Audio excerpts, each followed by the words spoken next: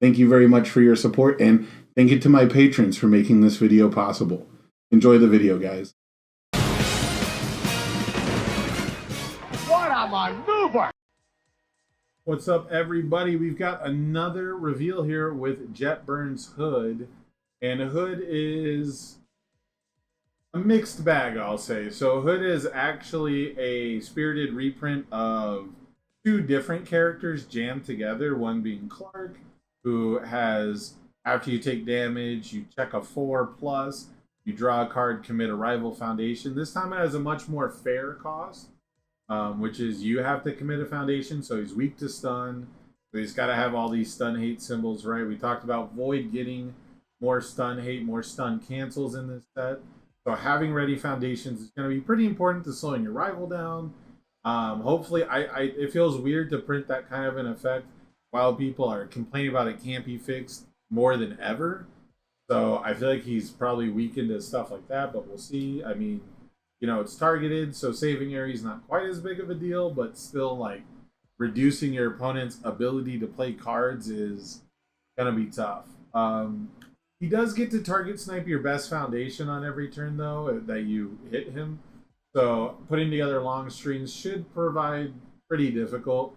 And then on the top, he has mill 1. Your attack gets X damage. X equals the difficulty of the top card of your discard pile. So 99% of the time, it's going to be the card you milled. You know, there's going to be some corner cases where you have an effect where it enters the discard pile, then you remove it, yada yada. But that is similar to Marathi 2, who used to remove the top card and get damage that way. So 533, he's pretty bulky. He's got the Nomu keyword, which I guess is how they're going to do all the different Nomus going forward. But it took 6 sets to print a second Nomu. I don't know how often we're going to get Nomus. Are they, like, really common at the end of the series? I don't know. You guys tell me. But as far as his abilities go, they're pretty solid. For a 5-hander, you have the potential to get big damage, but it's random. These symbols have cared more about milling themselves, so that's kind of a thing. But the bottom response should prove pretty difficult to turn to. It should prove pretty difficult to, you know, just string your whole game plan against him and put him down. So I'm a little excited for it, but he seems really weak to stun, like more than Nomu 1. His 4-diff Berserker Bite is a 2-high for 3, which of course is going to get a random damage slapped onto it. So pretty interesting stuff. He also doesn't say, I should mention, because his first attack is a 3 damage throw. He does not say non-throw attack. So we could do some crazy stuff. People are talking about putting character cards in the deck. You know, if you play Berserker Bite, you flip a character card, all of a sudden it's a 9 damage throw. That's kind of interesting. Response, flip 1 foundation. After you play this card, all cards get +1 difficulty this turn, so increasing your damage pump from your mill effect. If it is your turn, this card does not count toward progressive difficulty. So you're probably not going to be playing too many attacks in a turn. This is going to increase your damage by 1 every time you do your mill enhance. And then because you're Nomu, because if it's your turn, because you're attacking, this not counting towards progressive is going to pay off the +1 difficulty for playing the rest of your cards. So very interesting stuff. When you block with it, you get to have +1 difficulty for the rest of the turn, which I think is super cool. This is going to enable dirtily slow decks to do some really interesting things. I'm weirdly hyped for this card. I want it to enable strategies that I've wanted to use for a long time, where they take a long time to come to fruition, you know, and they're kind of more grindy game plans. I don't know if this does it by itself, but I'm hopeful. I like this card. I think this card is cool. I think this card is really fair. It's very well balanced, and it is open-ended. You know, it's diverse enough to play on offense and defense. It obviously fits into its own character better than others, but it doesn't mean it's not playable by others. And that is the hallmark of a well-designed card. So far, Berserker Bite is the best designed card in the set that I've seen. Of the 4 or 5 kits we've revealed, you know, we've done on the channel, Berserker Bite, I think, takes the cake for the best card so far. Next up, we have Living Spikes, which is 6 difficulty. It's a 6 difficulty, 6 low for 6. A completely opposite world, right? The complete opposite world from a 4 difficulty, 2 high for 3. We've got 6 difficulty, 6 low, 6. Breaker 1 and range. So we had, pseudo breaker for the turn. Now we've got an actual breaker 1. Enhance, add 1 attack from your discard pile to the top of your deck to make sure you get the absolute biggest damage pump you possibly can, or you can draw, right? Or it creates an ability where you have card draw in your stage, your 5 hand size becomes more consistent. So typically adding cards to the top of your deck is super taboo, but they've become way more okay with it in MHA than ever before. It's such a strong thing. I am surprised Final Smash does not win more tournaments. It does not do better at tournaments because of that. Right? And the only thing I can think of is the early game 6 difficulty really sets you back in tempo. It really makes it so that by the time you get to effectively use it, that it's not quite as relevant, or it's not as backbreaking, right? Like, your opponent has to go to a late enough part of the game that they hopefully have some game plan against you tutoring the top card of your deck. So this one's kind of interesting because it's also on a 6 diff, but it never gets that difficulty reduction. And you wouldn't want it to, really, because I don't think anything says printed, right? Does he say printed? Right, it wouldn't work with his other cards. So, you probably wouldn't want to actually have the difficulty reduced anyways. But his villain enhances destroy 1 foundation, destroy 1 rival foundation, and your rival can discard 1 card to cancel this ability. So I don't know exactly how I feel about Living Spikes, because I like design like this. I like the idea that I'm going to put you in a position where you can't afford to do either thing, right? If you don't have many cards in your hand and I can destroy your passing the torch, you're going to discard a card so you can draw 2. But being able to put you in that position feels pretty good. And being able to be in a position where my opponent can make the wrong decision is cool. But when it comes to card games, you don't want your opponent to be able to pick the more preferable outcome. And on a 6 difficulty attack, it feels like, we don't really want them to have that choice. Also, we do have to give up a foundation permanently as a 5-hander. So we do have some ramp symbols, right? We do have Earth. If you're on the Earth symbol, you probably can deal with that by turn 3, very easily. But turn 2, when you really want to set the opponent back on foundations and take advantage of their low hand size, you go first, they build, and they've only got their 1 extra card this 1 turn. It's typically when your opponent's going to hold 2 is turn 2. That's when you want to take advantage of this. And it feels like we're setting ourselves back a little too fairly. But otherwise, I think this is a cool card. I like this design a lot too. Next up, we have Stretching Slam, another 6 diff. They said, look, we know what you want. We know the difficulty number that you're looking for. And it's 6. So Stretching Slam is a 6 difficulty, 5 mid 5. That's a little alarming. But it's got Deadlock Stun 4, so helps you catch up a little bit, right? And then enhance your next attack with a printed difficulty of 6 or greater, gets -2 difficulty. And enhance mill 1, this attack gets +X speed. X equals the difficulty of the top card of your discard pile. This is cool. So this is probably going to be his best attack. And it's pretty weird because it's kind of a reprint of a useless card from the past, which is wild, but it was not in a very good... It was not in a format that was very kind to it. But so this is pretty interesting. Let me see if I can find it. Yeah, Shadow of Death. This card is very similar to Shadow of Death, which is funny. 6 difficulty, 5 high for 5. Your next printed 6 difficulty attack gets -2 difficulty. And then it had some other effects, but those aren't important. But so yeah, it has same stat line, same difficulty, same enhance basically. And this one is going to be the card that makes you able to play all these ridiculous 6 difficulty attacks. And what's cool about it is you can go 6 diff into a non-6 diff into a 6 diff and still get the -2. So I think that that's really cool. I like effects like that. I like effects kind of like Uabami, where you can like build it up, right, over multiple turns. So you can like play this attack and then another attack that gives you a bonus to a check that's not 6 difficulty, and then have a 6 diff be like really free. And I think that's cool. So far I'm liking this kit more than any other kit. I think that it's got interesting ways to play around with what the character is looking to do.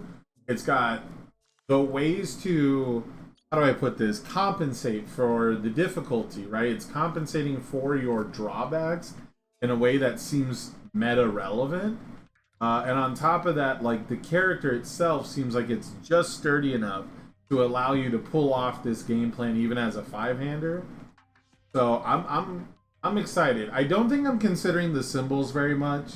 I think in my head he's just an Earth character, so that might be kind of a downer. But for right now, I'm liking this kit a whole lot. Next up, we have Summon Nomus, which... Alright. I didn't know Nomus looked like that. Is this before they bulk up? Is this before they go to the gym? This guy's only got one eye, too. I don't know anything about Nomus. Has the ally keyword, though, so that makes sense. While this card is in your discard pile, it gets +2 difficulty. Oh my gosh. Oh, okay, so this is cute. So you mill it, and then it's a 5 damage. Okay. Okay. I see what we're doing here. The next card you play gets -2 difficulty. What did I just talk about? I just talked about playing a 6 diff and then a non-6 diff. Okay, so this is there you go.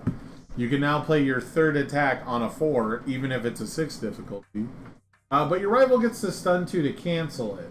So again, I dig that kind of design. It's just not very good, but I like the conversation I get to have with my rival because of it. So I'm a fan of this one. I like this whole kit. I like all these attacks. I don't know if I play them all in Hood, of course, right? But I like all of these attacks. I think they all fit what the character is trying to do for the most part. It is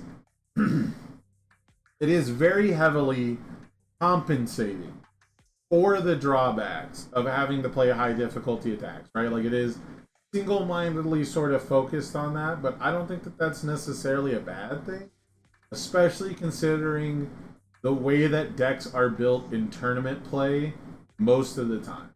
So I don't know. I'm here for it. Dangerous hybrid. So we had a vast hybrid. Now we have a dangerous hybrid. This is a 5 difficulty foundation, but when you try to play it as a form, it's only a 2 diff. We got some fake difficulty shenanigans. I don't hate that. Not the biggest fan of it, but I don't hate it. But you can discard a momentum while it's committed, give your attack +2 speed, or your rival's attack -2 damage, and that's pretty cool. Very medium, I think, but you play it in him because it's a 5 check that is also 5 difficulty, right? So like this one's 5 difficulty, but it's a 3 check still. So you probably still add some dangerous hybrid in here, and as a 5-hander who's putting buckets of damage on things, you're gonna want to get some speed. So I don't think this is too bad at all. It might get pushed out for like actual card quality, but I think if I play, I think I might be trying to play Hood in a draft for the pre-release. And if I do that, I'm going to be looking for dangerous hybrids a lot as a common. High end, 1 difficulty, 5 control, but a +4 mid block. So hopefully it does something really good. Add this card to your hand. Add 1 card from your hand to the top of your deck. Okay, that's pretty scary. So that's just a way to turn a card from your hand into a really nice control check or big bonus damage. I don't hate that. I really like the idea of actually going down a foundation to put a card on top of my deck. So there is an old 0 diff that would just add itself to the top of the deck from your stage. You can do that with this card, right? You can add this to your hand for cost, and then add this card from your hand to the top of your deck. And I think that that's, you know, you basically checked a 4 instead of checking a 5 because you had to debuild one. You're checking a 4, and I think that that's fine. Response once per turn, Tenacious. After you take damage from an unblocked attack, ready this foundation. Okay, that's a fair way to do foundation readying, and it helps with Hood's cost. I think that's cool. He needed a card like this, and I'm glad they gave it to him. More power. Oh, he's beating the shit out of Endeavor here.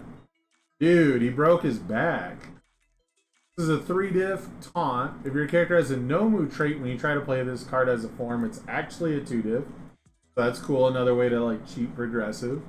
And it's a trait, I guess, instead of character keywords. Trait is a good word for that. Form commit your next attack with a printed difficulty of 5 or greater gets -2 difficulty. Yeah, we are heavily compensating. We are heavily compensating for our difficulty. This entire kit is how do I play 6 difficulty attacks with 3 foundations turn 2. Holy shit. This is something else. Deadlock enhances attack. It's 5 speed or 5 damage. Jeez. That's just enough speed to matter. That's just enough. Yeah, this one is kind of basic, I guess, as a 2 difficulty foundation that counts for, you know, as a 2/5 that basically gives -2 difficulty to one of your moves. You know, commit, so it's -1. It's hard to evaluate. I guess you play this one only because it's a 2 diff. I think you would play this in Hood. I don't think too many other decks really care about this, but I could be wrong. Ultra Regeneration. This one is spiky. So it's 4 difficulty and a 6 check. So again, we're helping to compensate for our high difficulty attacks. Now, if you take 5 or more damage from an attack, draw 2 and gain 2. So you get to commit it, you know, for Hood's ability and then flip it, which is nice. Which I guess you could do it either way, right? It's not really that big of a deal. Enhanced Tenacious remove if you have no ready foundations. Add 1 card from your discard pile to your hand. That's kind of crazy. That's actually kind of nuts. I don't know how often you'll get to like play around this offensively, but this feels like if you have all this difficulty reduction and you can guarantee your last move even though you're like committed out, this seems really strong. Obviously, I think it's supposed to be like defensively against stun. You get to like pick up a really clutch block or something, but I don't know what clutch card I'm picking up while I'm stunned out that matters too much. But having more consistency in your 5-hander is never a bad thing. So I think this card is really strong, mostly because it lets you draw 2 cards on defense, and getting these out early is going to be a big deal. But it has no difficulty reduction, so it's still kind of risky. The big thing is none of these are 2 checks, and I don't think you're going to get to play a 2 check like Gale Force Punch, which is kind of sad, but whatever, because I do think the high difficulty foundations are going to matter for him. You know, his defensive ability only works when you take damage, so having cards like Ultra Regeneration I think will matter. I think that these matter a lot. So competitively, a 5-hander with no speed pump on face feels, and no stun on face. I guess he has stun. His target commit. I don't know.